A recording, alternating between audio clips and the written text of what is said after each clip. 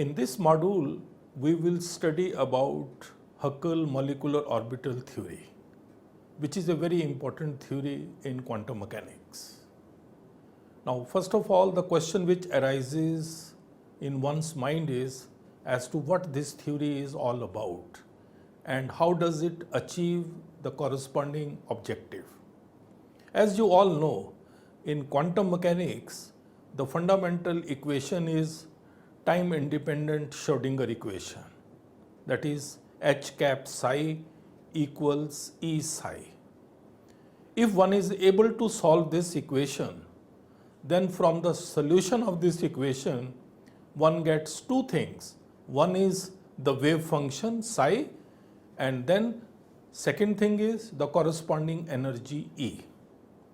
This wave function psi is the storehouse of information for the system under consideration, and most of the information about the system can be obtained from this wave function. And there is a wave function, and corresponding to wave function there is energy. That is why we also called energy state and the corresponding wave function. So now this is basically what Schrodinger equation ultimately aims to achieve. But now the bigger problem is that it becomes very difficult to solve this Schrodinger equation exactly. As you have already studied earlier, that Schrodinger equation can be solved only for some small systems, simple systems such as particle in a box, harmonic oscillator, and rigid rotator. These are the systems which we have already studied.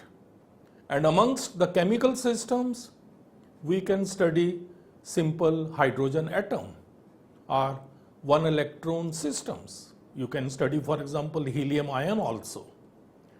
But beyond that, it becomes difficult to solve Schrodinger equation.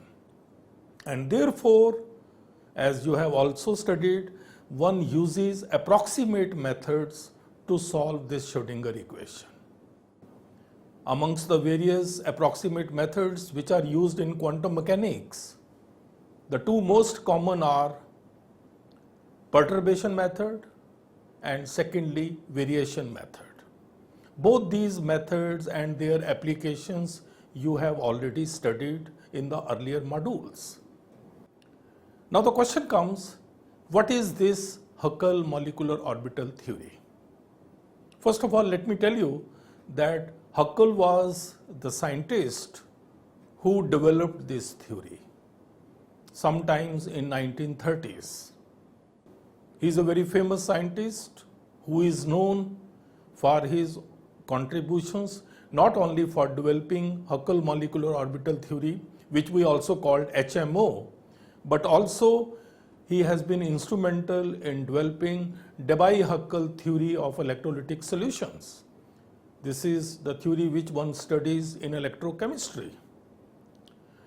Now, having said that, this HMO basically is an attempt to solve Schrodinger equation for organic conjugated molecules. So, Huckel molecular orbital theory basically helps us to find out the electronic structure of organic conjugated molecules. Now the question is, why does it apply only to organic conjugated molecules? And why not to other systems? And secondly, how does it operate? These are some of the things which we will study in this module. HMO applies only to organic conjugated molecules. Now, what is an organic conjugated molecule? You all know that an organic conjugated molecule will contain sp2 hybridized carbon atoms. That means it has alternate single and double bonds. If you look at some examples of organic conjugated molecules, the simplest is ethylene. In ethylene, both carbon atoms are sp2 hybridized and there is only one double bond. But if we go to butadiene, which contains 4 carbon atoms, each one of which is sp2 hybridized, and there is an alternate double, single, double bond in this. As a matter of fact, these pi electrons in butadiene are totally delocalized, and because of which all bonds in butadiene are of almost equal length. So such systems are organic conjugated molecules, and it is to such systems that HMO theory really applies. Now there can be a next question, that what is the justification that only organic conjugated molecules are treated in this way? As I just mentioned, that there are pi electrons in organic conjugated molecules, because each carbon is sp2 hybridized, so one electron is in the p orbital and the rest of the electrons are sigma electrons.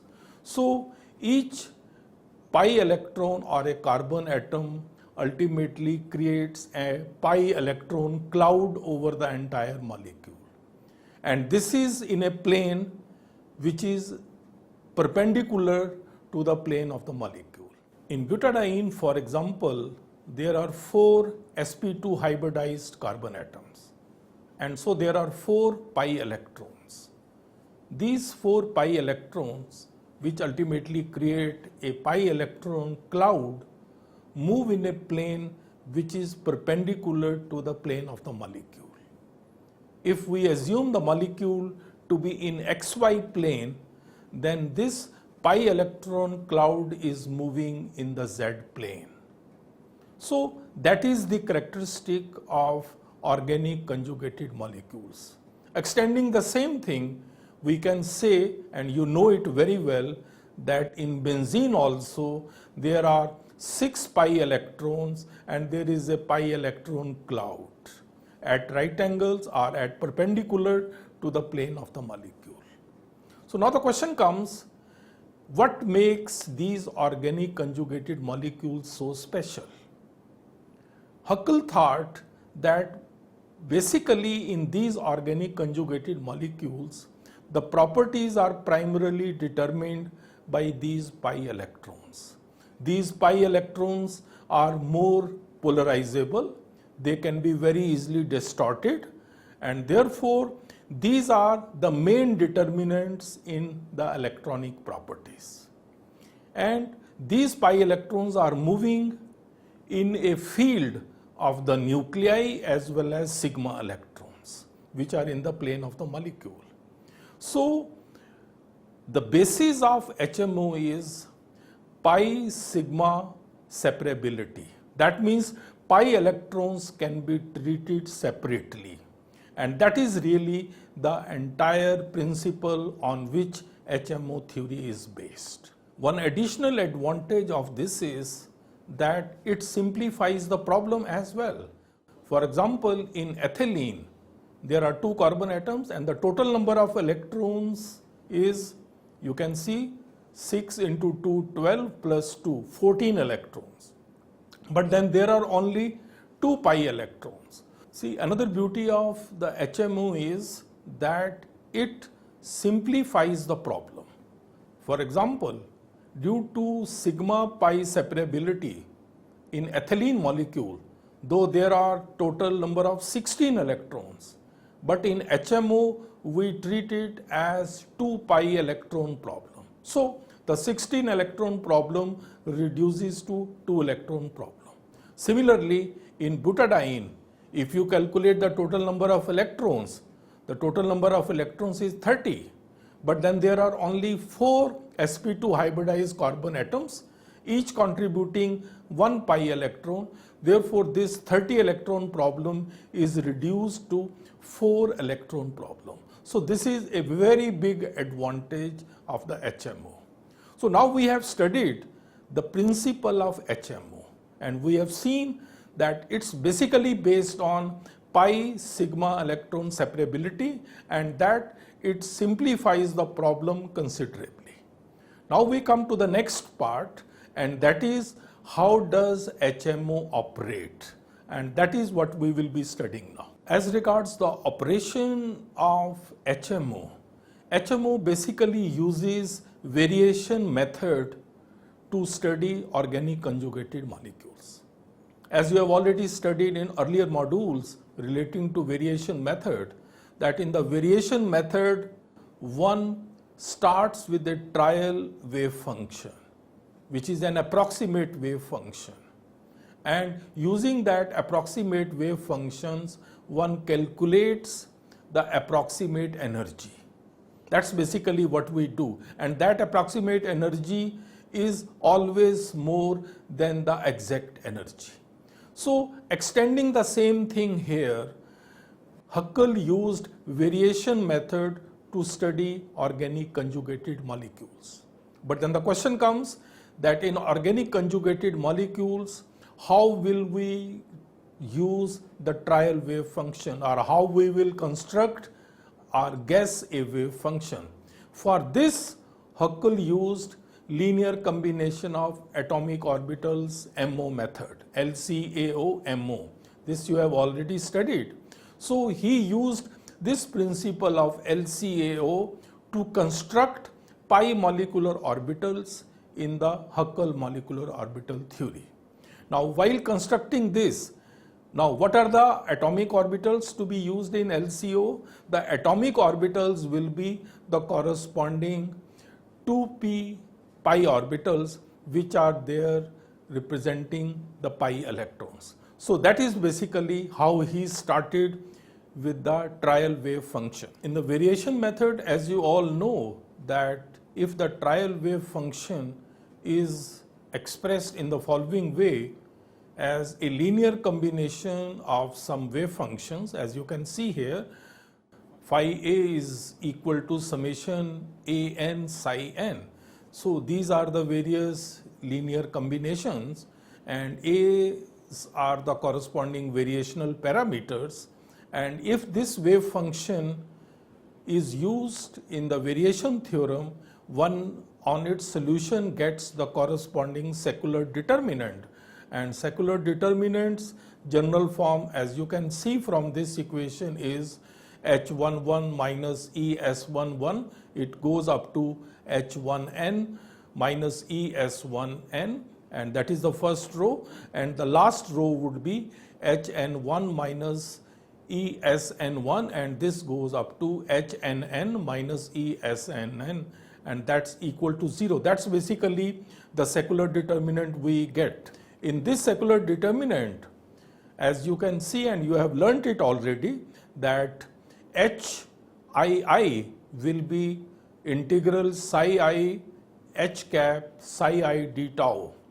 This is the corresponding HII, and the Hij would be integral psi I h cap psi j d tau, and there are corresponding overlap integrals SII, which will be psi I integral d tau, and Sij would be psi I star psi j d tau. So these are the basically integrals which are correspondingly shown in the secular determinant, and this we have already studied. Now the same thing is applied in the HMO. Only thing is that instead of psi n's, which we have written here in phi a, here we have the atomic orbitals to be the corresponding 2p orbitals, as you can see here. Therefore, you know, if we apply it to an conjugated molecule, then the corresponding trial wave function will be the linear combination of 2pz pi orbitals, because we are assuming the molecule to be in the xy plane, and therefore this pi orbital would be in the z plane. Now this wave function can be written as you can see here, phi a can be written as a linear combination of psi 2pzi. These are the pi orbitals which are in the z plane.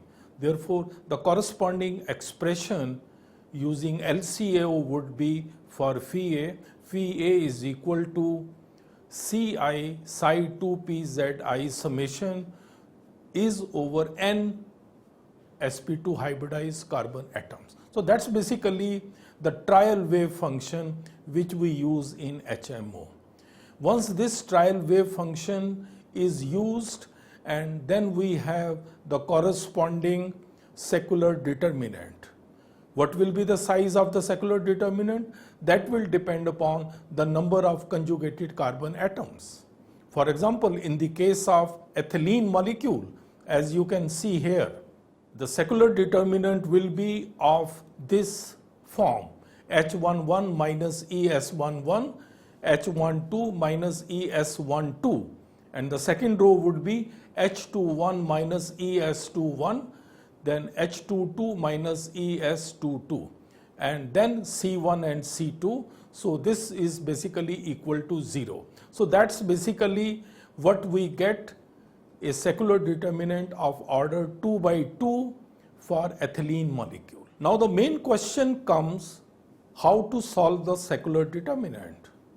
To solve this secular determinant, Huckel used the corresponding integrals which come in the secular determinant as the parameters which can be evaluated experimentally. That's why this method is also called a semi-empirical method. Now if you look at these integrals, the integral Hij, if you look at it, if it is I is equal to j, then this integral becomes alpha. This is called a Coulomb integral. And if Hij, I is not equal to j, then it is called beta, which is a resonance integral. It's given the name resonance integral. So these two are very, very important integrals, and their values are calculated by fitting the theory into experimental results. One may also ask as to what is the physical significance of the integral like H11 or H22. These basically refers to the energy of an electron in the field of nuclei and sigma electrons. For example, HII would mean the energy of the ith electron in the field of the sigma electrons and the nuclei. So this is a very important physical significance of Coulomb integral. Please note that the Coulomb integrals for all the sp2 hybridized carbon atoms in an organic conjugated molecule are assumed to be same. Although this may be a little bit an approximation, because environment of each carbon atom may be slightly different, but this is one of the approximations of HMO, that all alphas, that means the Coulomb integrals, are assumed to be the same for all conjugated carbon atoms. Now we look at the resonance integral Hij. As you see, Hij represents resonance integral, and this detailed form of this is, it is the integral psi I, then you have h cap psi j d tau. So this is basically the energy of an electron in the space or in the region where the two wave functions psi I and psi j overlap. So that's basically the significance of Hij. Now please remember, whether it is Hij or whether it is Hji, both will have the same value. That means both represent the energy of an electron in the region of space where the two wave functions psi I and psi j overlap. This is very, very important. The resonance integral beta, which corresponds to Hij, as you can see from the integral, this represents the energy of the electron in the region of space where the wave functions psi I and psi j overlap. Please note one thing which is very, very important, that Hij and Hji will have the same values, and that will be beta, but this is true only if I and j are bonded to each other. If they are not bonded to each other, then the corresponding integral is assumed to be 0. For example, there is suppose a carbon atom 1 and a carbon atom 4. They are not bonded to each other. Then the correspondingly H14 will be 0. So this is a very important thing which needs to be kept in mind. Having considered HII and HIJ, now we consider the integrals SII and Sij. Please note here that Sij in general refers to psi I star psi j d tau. In the case of Sii, it will become psi I star psi I d tau. Now, if it is Sii, then in that case, the correspondingly overlap integral is assumed to be 1. This is so because the correspondingly atomic orbitals are normalized. But if on the other hand Sij is there, then Sij, which corresponds to the overlap between the two atomic orbitals on two different atoms, that is always assumed to be 0.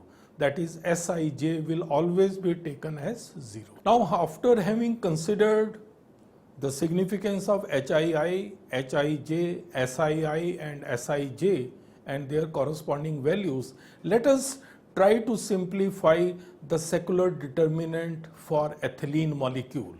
Ethylene molecule, as you can see, has the secular determinant which looks like this: H11 minus ES11, then we have H12 minus ES12, and the second row is H21 minus ES21, and the last element is H22 minus ES22. Now, if we substitute in this determinant the values of Coulomb and resonance integral, then this secular determinant reduces to a simple form which looks like the following. As you can see that if in this secular determinant we put the values of the Coulomb and resonance integrals, then this secular determinant reduces to the following form. The first row becomes alpha 1 minus E, then beta 1 2, and the second row becomes beta 1 2 and alpha 2 minus E. Please note here that alpha 1 here represents the corresponding Coulomb integral H11, whereas alpha 2 represent the Coulomb integral H22. In reality, both of them are assumed to be same, and therefore, as you will see later on, we will put them equal to alpha. Similarly, beta 1, 2, if 1 and 2 they are connected, then that will be taken as beta. So beta 1, 2 will be the same as beta 2, 1, and that will also be further simplified. Now, on similar lines, if we extend the system arising from 3 p orbitals, suppose there are 3 p orbitals and there is a system containing 3 conjugated carbon atoms, then we will have a secular determinant which will look like the following. Extending our studies, if we now consider an organic conjugated system containing 3 conjugated carbon atoms, that means it would be cyclopropene, then in that case the corresponding secular determinant would be looking as it is shown here. Here you can see that H11 minus ES11 is the first term, then we have H12 minus ES12, and then the third term is H13 minus ES13, and the last row in this would be H31 minus ES31, then H32 minus ES32, and then H33 minus ES33. That is the general form of the secular determinant. Now, if we look at this cyclic system and try to substitute the values, then the secular determinant, after substituting the values of Coulomb and resonance integrals, becomes like the following. It becomes, the first row becomes alpha 1 1 minus E, then becomes beta 1 2, and then we have beta 1 3. Here it is important to note that being a cyclic system, carbon atom 1 is connected both to 2 as well as to 3. Therefore, beta 1, 3 is not taken to be 0. It will have a specific value. Similarly, for the rest of the systems, if they are connected directly to each other. And therefore, here the secular determinant looks as it is shown here. So this is how the secular determinant is written using HMO theory. After having simplified the secular determinant, the next step would be to solve this. And if the secular determinant is of order n by n, then on expansion it will give you a polynomial equation of order n. And its solution will give us n energy values and the corresponding n pi molecular orbitals which we will obtain. So that's basically the whole gist of the HMO. Basically, it is a semi-empirical theory which is applicable only to organic conjugated systems, and we write a secular determinant, we simplify the secular determinant, and on its solution we get n energy values and the corresponding n pi molecular orbitals. So to summarize what we have learned in HMO theory today, please note that HMO is a semi-empirical theory which gives a qualitative picture of pi electron systems. This theory treats pi electrons separately from sigma electrons. So sigma pi electron separability is the basis of this theory. And HMO calculations, as you have seen, they are basically carried out using variation method and the approximation of LCAO-MO. This is the basis of the trial wave function which we use in this method. And please see that we assume in this method that pi electrons are moving in a field generated of sigma electrons and the nuclei, and that the corresponding Coulomb and the resonance integrals which we talked about, basically alpha and beta, those can be evaluated empirically by fitting the theory to experimental results. In our next module, we will study about the detailed application of what we have learned about HMO theory in this module. We will apply it to ethylene molecule and to some other organic conjugated systems.